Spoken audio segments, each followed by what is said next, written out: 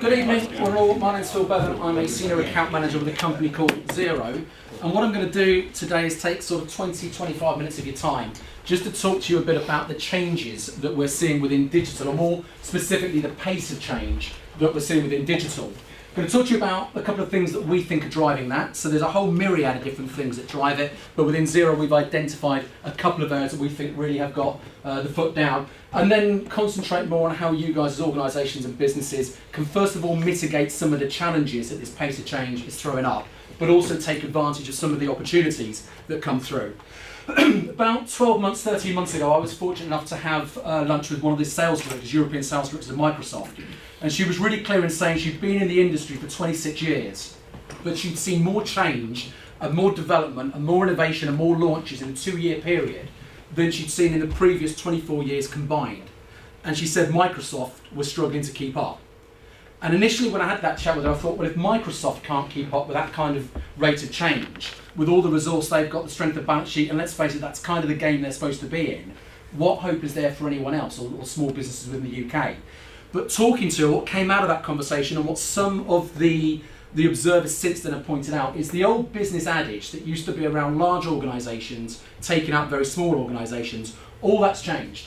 And what's happening now is that the fast organisations are taking out the very slow organisations. We've all heard the mantra that speed kills, and that's completely appropriate within a certain context. When it comes to business, there's no two ways about it, that if you cannot keep up with this rate of change, it's not a matter that you will now see your business and your business model stagnate or plateau for a couple of years. You will see your business actively be dismantled, and the time constraints have plummeted.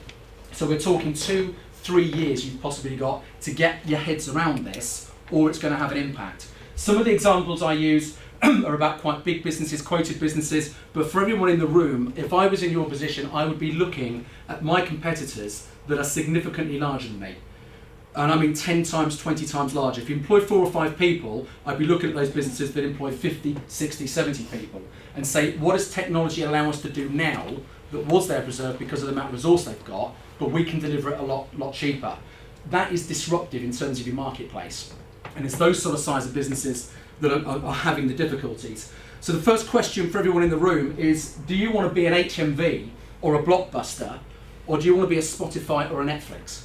Because with HMV and Blockbuster, they were 2 stalwarts of the UK high street. Their business models were undone in about 2.5-3 years flat by these very small, very fast companies. And whenever I throw this up at people, I get people coming back saying, but we've seen this before. And the example that's used is Kodak, with people saying that Kodak couldn't get round to looking at digital, and that was their demise. But I disagree. Kodak didn't have an inability to get round to digital. They just chose to ignore it. They decided there would always be a place for film, and we can park digital and continue. Their business was destroyed over about 10 to 12 years. What's happened with these guys is Netflix and Spotify, if you look at their history, they've actually been around for 10, 11 years themselves. But what they've done is constantly change their proposition as technology has shifted. And then they got to a tipping point where the technology was exactly right for them, and these guys could not react. So for Kodak, they took a strategic decision that was wrong, not to embrace digital. For Blockbuster and HMV, they could not react to what these very small, fast companies were doing because their business model was set. Blockbuster no longer exists, and HMV has been through at least one administration as a shadow of its former self. I guess the first thing that I need to do, though, is set my credentials, why I'm stood up here talking to you guys, and why you should bother to sit down there and listen to me. As I said from the outset, I work for a company called Xero.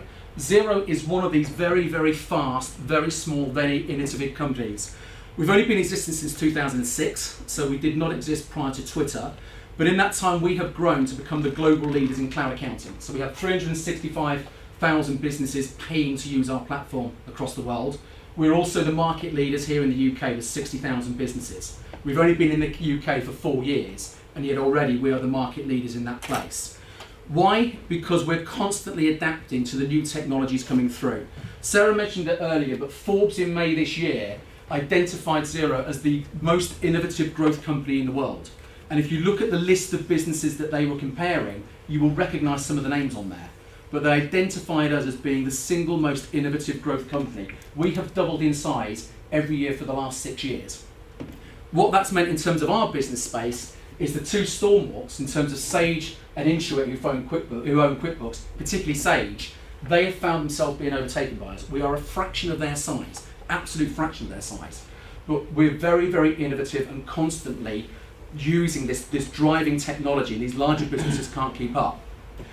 Haven't always been at Xero though. Prior to Xero, I've been with Xero now for about 6 or 7 months. Prior to that, I was a partner in a firm of chartered accountants. So I run a business with my own money, with risk. I've mortgaged my house in order to get into business, those sorts of things. Done a lot of work working with businesses in kind of an outsourced FD and managing director's role, predominantly in the insolvent space and also in high growth, so businesses that are either in financial distress or financial stress. And a lot of work around raising equity and debt for high growth businesses, which tend to be in the technology space themselves.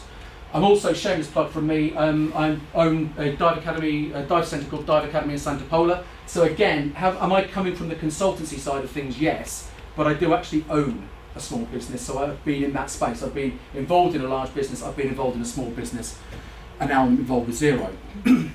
So I said there's two things that we think are driving this constant shift and this constant change in digital. The two most important we think is, first of all, the consumerisation of information technology. No idea if consumerisation is a real word or not, but we use it internally. And also the rise of mobility. There's a lot of other things out there that impact it, but these two alone, we feel, are driving the changes in technology faster than anything else. Looking initially at the drive in the consumerisation of IT, it's a fact that absolutely everything is getting cheaper and cheaper and cheaper and cheaper. It's a constant thing. It's not a matter if you benchmark a price against a year ago or 2 years ago, it shifted, it will continue to shift. My first flat screen TV was 2,700 quid. You can buy the same one now for about £600. You could buy a smartphone for 50 quid. Is it an iPhone? No, it's not, but you can buy a smartphone for £50 now. And if we look at just where, as examples, the first ever personal computer was pushed out into the market in 1964. At today's prices, that was at a cost of £16,000. And to think that a consumer device that costs 16 grand, how many have we got in the world at the moment? Well, the answer is I couldn't find out. I did all sorts of research, we haven't got a clue. But we can probably accept there's one or two flying around. 16 grand the first one cost. Then we got to 1973 and the first ever mobile phone came along. Today's prices, that cost 12,500 quid. So if you'd have invented that and gone into your boss and said, this thing's going to take over the world, you would have been thrown out. Today, globally, there are 6 billion mobile phone subscriptions. So a consumer device that cost 12.5 grand when it first came out has now got 6 billion subscriptions. Why? Because we don't pay for the phone anymore. The 12.5 grand's becoming irrelevant. We pay for access, and if you want to buy a phone, you can get them for 50 odd quid. But everything's changed in terms of getting cheaper and cheaper and cheaper to the point where the actual cost of the phone has dropped down. The other thing I found staggering was here in the UK, we have 83 million UK mobile phone subscriptions. So if you take out everyone under the age of 5 or 6 that hasn't got a phone, and you take out people at the top end of the age spectrum, present company accepted, that's probably 2 mobile phone subscriptions per person in the UK that is economically active, that's potentially one of your customers. Why? Because the internet has been adopted faster than any other consumer event in the last 100 years. Colour TV kind of kept up for a while, but in the last 2 or 3 years, the internet has gone absolutely vertical.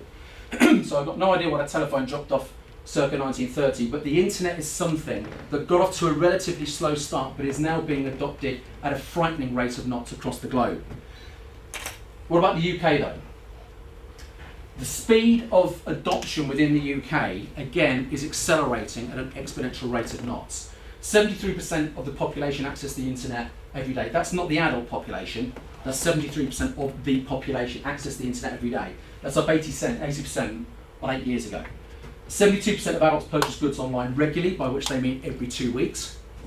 There was only half of us in 2008. We've now got 3/4 of adults purchase stuff online at least every 2 weeks. The next stat staggered me. 2012, 2 years ago, 30% of the UK was covered by broadband. Today, that is 77% of the geography, not the population, so it's not like they've hit London and the big cities. 77% of the geography of the UK is covered by broadband. So that's more than doubled in just 2 years. And that broadband is getting faster and faster and faster and faster. I'm looking at going on to BT Infinity at home. I've done the specific research. My broadband will increase by tenfold in terms of speed. And that's not just their marketing blurb. That's what they've looked at and said, yeah, it'll come in at 75.8 megabytes per second or something. There's a report out about 4 or 5 weeks ago now from Ofcom which talked about the digital natives, which is 14 to 17-year-olds are the most tech savvy in the UK at the moment. Certainly within my own household, there's 3 kids that I have to interact with on a regular basis. The other night, they're all sat there, every single solitary one of them is on their tablet. We've got a TV in the corner that's sat there entertaining itself, and something happened in our household the other day that could never have happened 2 years ago. We cancelled the Sky subscription, and no one batted an eyelid. If I'd have done that 2 years ago, I would have been garroted. But we said to the kids, we're going to cancel Sky, and they go, all right, whatever. They never look to watch TV, it's all on the tablet. These 14 to 17-year-olds will be your customers and your suppliers in the next 5, 6, 7 years. They will not accept that there's a delay. It's got to be instantaneous. The very first words that come out of most kids' mouths is, what is the Wi-Fi password? They constantly want to be connected. When the hurricane came in 3, 4 weeks ago, whenever it was, I spoke to my 12-year-old about what happened in 1986 and said, Michael Fish got up on the stage, lying bastard, told us we were going to be fine, and we weren't. And he kind of said, well, yeah, but you could have double-checked that, and you could have let, no. 6:30 in the evening, Michael Fish said, you're fine until it happens. He knows the internet didn't exist when I was a kid, but he can't comprehend that the internet didn't exist when I was a kid. So these digital natives, if you're lagging on your digital engagement at all, they're coming up thick and fast. The next thing demonstrates more than anything the speed at which things are changing. January 2014, we had this tipping point. More web traffic was now coming from a mobile device than coming from a desktop. So year on year on year that had grown and grown. In January this year, it tipped over. 52% was coming from a mobile device. By August, that was 68%. So it took us 5, 6, 7, 8 years to get to 52% of web traffic coming from a mobile. In 8 months, it's gone from 52% to 68%. If your website is not responsive, you've got a real problem. People have to sit there and blow it up with their fingers. The research suggests that they will spend 70% less time on your website because they just don't bother. I had the instance the other night, I was looking to book a hotel. The pain of actually trying to pay just meant I sod it. I wanted to stay at I know the hotel, I like it, but it's just sod it, I'll stay at a different hotel. I don't care what the new hotel is. They're not going to put me through this pain of trying to put my bloody credit card details in. So the acceleration in what's happening with mobile is quite staggering.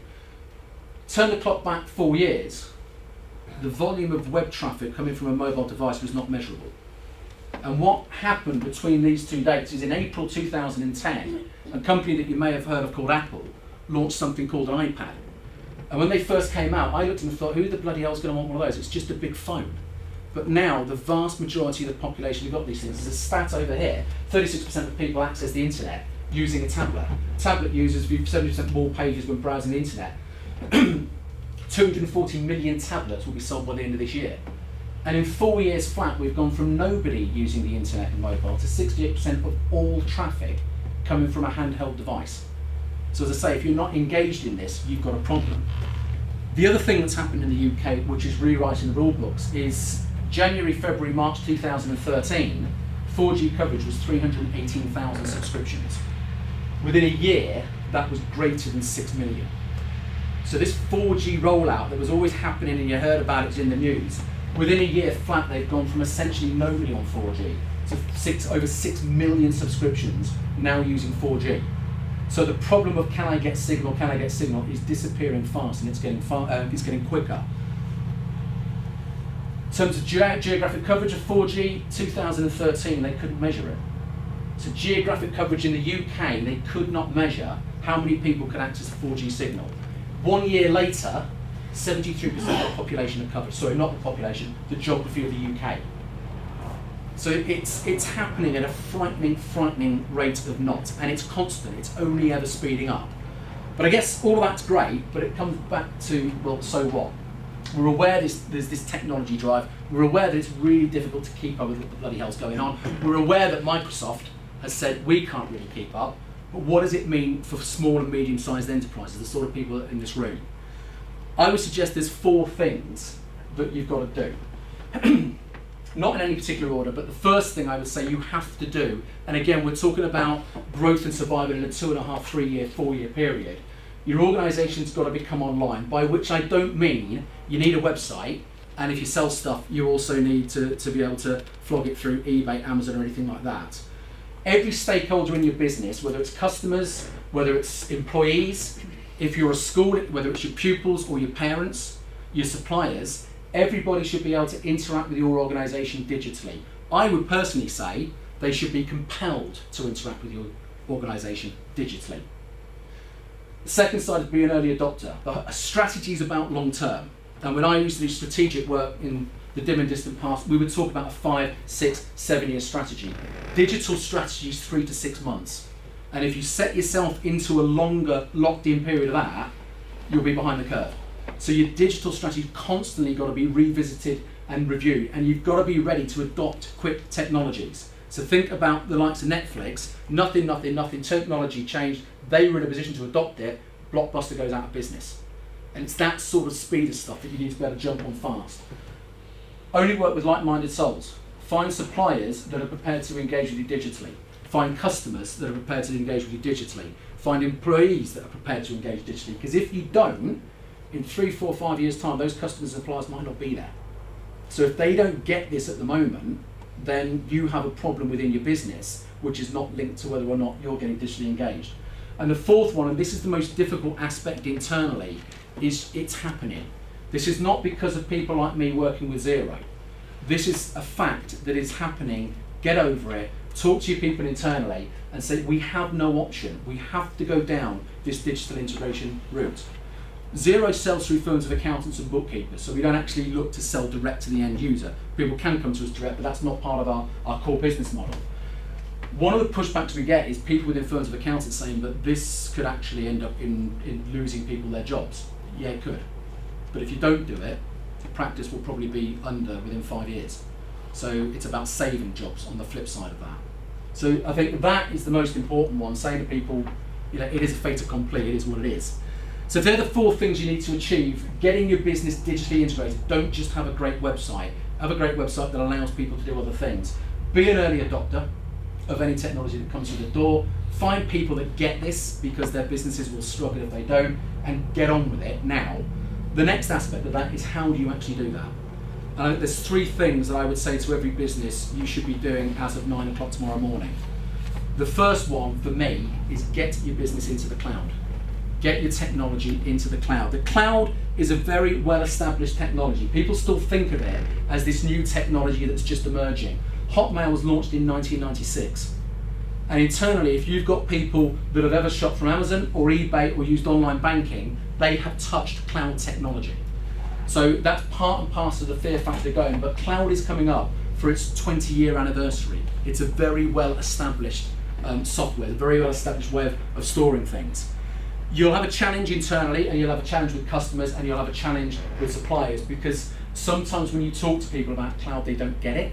So you need to find people that can help you with that. I had a comment from someone the other day. They asked me, how many clouds are there?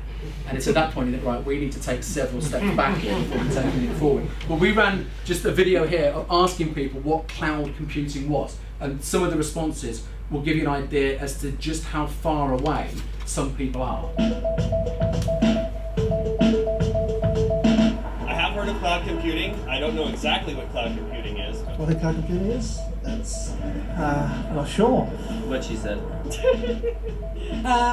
Well, it's something it's to do with Does Facebook count? It doesn't really work. Computers, clouds, everything in between. Instead of having all of your software and all of your information stored in a local place, you can actually have it stored off location and accessible from any number of devices.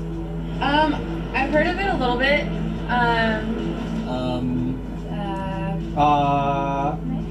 Does Siri have anything to do with it? Is it storage? Is it storage of files, information? I don't know. Is it? It's a way that gives you continuous access to data wherever you may be. It's not like centered anywhere, it's just kind of floating there.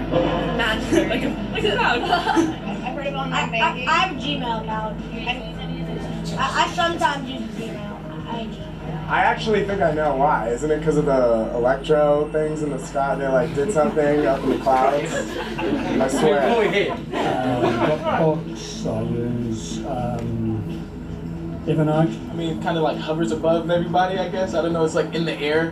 Google Docs, Dropbox, Box. What about you, Tui? Hard drive based or cloud? What do you think? What's your opinion?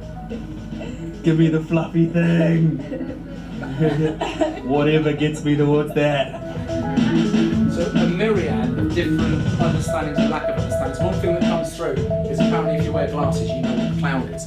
But very briefly, what the cloud is for us is you have no data on site, so there's no black box sat in the corner of the room. It's accessible from anything that can access the internet. So you don't have to be sat at your PC or your laptop or anything like that. There are no upgrades, there's no downloads, there's no upfront cost, there's no maintenance, there's no backups. All of that disappears and it's just your files, your data, your information, whatever it is. And if you think Amazon, if you log on to amazon.co.uk, you don't then have to download the Amazon software in order to start running through it and using it. It's all sat there. So that's what the cloud is for us. Very, very quickly, it's just about integration. It's about having all the information live and everybody using the same information at the same time. So you get away from this thing of, I'll send you my files, I've done it so far, can you have a look at it? It's in one place and it's all constantly live. Main benefits, convenience, the fact you can get on it absolutely anywhere at any time. Integration, I was at an event about 2-3 weeks ago and there was a lady there who was a beautician who just opened her second shop and she made what was a perfectly valid point. She said, in terms of the internet and digital and all that, you can't get your hair cut on the web. I said, yeah, but the problem you've got is that my stepdaughter's 14 years old. She's your target market in 2 years' time. And if you're on the web, you don't exist. And although she can't come to you for treatments to actually do anything in terms of the web, she will want to book her appointments through the web. She will want to read reviews. She will want to buy products. She will want to change her products. So if you're not on the web, it doesn't matter what you do, you simply don't exist for that next generation that are coming through. It is extremely secure. There's an awful lot of misinformation about how secure the cloud is. The cloud falls down at the point of immersion. So if you are a celebrity that elects to put naked pictures of yourself in the cloud, don't use your personal name as the password because hackers can guess that sort of stuff. Significantly reduces costs because you never buy the product, you never have to download it, anything like that. Business performance. I've got an example later, a very brief one, that shows one small business that saved 2 days a week from getting everything integrated within the cloud. And when you're expanding, it's great because you don't have to worry about buying another PC with another system on it. You just say, great, if you can access the internet, we can use the thing. So they're the main benefits. So the first thing I would look at doing tomorrow, and the first thing I'd be talking to the likes of MSO about, is how do I get into the cloud and how quickly can I do that? The second thing is know your sector, which the bombshell on that is we are in the information age. You should know what's happening within your sector, what other people are doing, what other people aren't doing, and where the kind of opportunities lay. So very briefly, I was presenting to a load of retailers a couple of weeks back. I got that lot within about half an hour. That a third of retailers are looking at making a significant investment into cloud technology. So there's the early adopters in that industry have got a major, major opportunity. The main drivers are cost saving, so everyone's looking at saving hardware and saving software. So that's the main drivers within what's happening within retail. From our own industry, we know from an accounting point of view that there's a massive swing towards accountants and bookkeepers wanting to get into digital integration. We also know what's driving them. So we've looked at this. So in terms of your own sector, you need to start to gather that information. And a really useful place to get it from is the local schools. Talk to your local schools about any business studies, students they've got or anything like that, and say, do you want to do a project which is live for the kids because they actually get an understanding of commercial value, but at the same time you get some commercial value because they can do the research for you. Universities do this, colleges, the whole lot. So point one, get in the cloud and do it immediately. Point two is make sure you understand what is happening within your sector because it may be too late, but if not, you can get in there as an early adopter. So there's going to be three extremes: too late, just about grabbed it on time, or early adoption, which can really drive profits. And the third thing that I think you need is you need to focus. It's important to understand that everything that's going on within digital doesn't fundamentally change what you are doing with your clients, or your suppliers, or your employees, or anything like that. What is changing is the way in which you can do things. And the main things it gives you is it allows you to do things infinitely faster, infinitely cheaper, a hell of a lot easier. You can do it more effectively, but crucially, you can now do things that you were never ever able to do before. So if you think about what I said earlier, look at those competitors in your space that are significantly bigger than you, look at what they're doing because of their resource. There will be some sort of solution out there that will allow you to start doing that, but without moving your cost base. And as I say, that's disruptive within your larger people. Very briefly, a couple of specific examples. This is a sports injury clinic in Eastbourne that we work with. They've moved to a point where they've integrated for various bits and pieces. They now allow people to book their sessions online and change them. The online bookings, as soon as they click the button to say that's done, the invoice is instantly raised, instantly posted into Xero, and it's sent to the customer. So all that duplication has disappeared. They confirm the next appointment when they send the invoice out. The invoices, as I say, are coded in. The invoice is then chased every 4 days for payment, and once it's paid, they then send a thank you note and say that's great.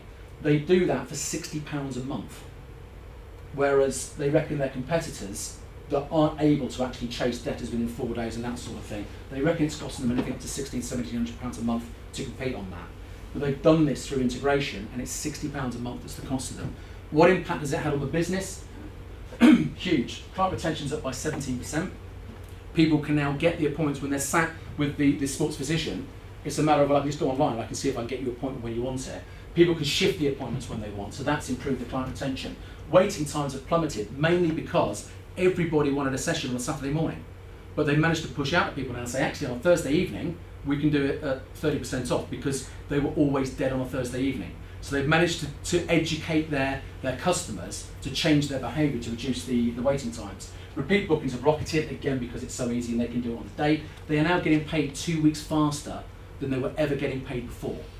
So in terms of the £60 a month it's costing them, getting paid 2 weeks faster just obliterates that. Bad debts have gone to nil, and they've got a much improvement in terms of their customer referrals, because again it's very easy. The customers are actually getting quite excited about using this clinic because I can now book online, I can shift things. Second brief example, coffee shop in London. They've binned the tills. Tills are about £3.5 a pop. They've got rid of the 3 tills they had, just binned it, got rid of it. They're now using an online EPOS system. Daily take-ins are instantly shoved into Xero, so they don't at the end of the day ring up the tills and think, well, how do we get this across? That's all done. There's one database, so if a new customer comes in and they ring it in terms of a till or on the loyalty scheme, it appears within their account system, it appears in their stock system. They've only got the one database going. It links right the way through to their stock control, so reordering levels are all done for them. They've now got a loyalty scheme because the EPOS system allows them to run a loyalty scheme without any extra cost, and they don't actually do any accounts. They say they ring it in the till, and as if by magic, it's reordering the stuff they want, it's appearing all posted, and they can get on with doing business. They say that's saved them 2 days a week in terms of their admin times, and that's cost them £65 a month to put together. What it's meant for their business, 2 hours per day saved, as I say. Take-ins are up 7% because they're just closing a little bit later, because they don't have to spend half an hour to an hour to an hour and a half posting bloody things up and looking at the stock and how much coffee we use and all that. That's all gone, so they leave the shop open slightly later, but they're actually serving, they're client facing. They're tracking the customer loyalty and they're rewarding it because that's all integrated. 16% reduction in wastage and 1.5% reduction in costs, just by having this live stock feed through that they can constantly reorder. They've now opened up local business accounts as well. They've got the confidence to actually go into local businesses and say, we'll give you credit, because they know they can automate their credit control and have this constant hit. As I say, 2 days a month, that's saving them. The cost almost becomes irrelevant.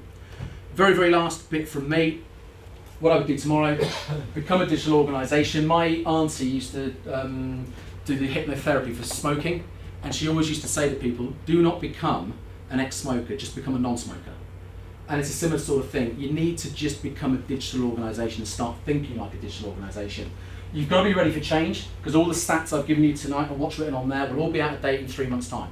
It's happening so fast and it's driving so fast. But little takeaways, if your website only works on a desktop, you've got a major, major problem now. So that's got to be fixed tomorrow. Look for the opportunities in your sector, get an understanding of what other people are doing, get decent mobile technology. If your people are running around with 3-year-old phones, bin them, get them decent mobile technology, they'll need it. And the term that I love is this digital native. You've got to become one. It's all out there, it's not high cost, but your digital strategy is what's important. Using a firm like MSO to get an understanding of what's out there is what's important. And I always loved what Facebook said, which was move fast and break things. They're very much the sort of organisation that used to say done is better than perfect. Get away from perfection paralysis. It doesn't have to be perfect, it has to be good enough, and then your customers will tell you what's got to be improved and what's got to move forward. So that's me done, pretty much on time, in 25 minutes.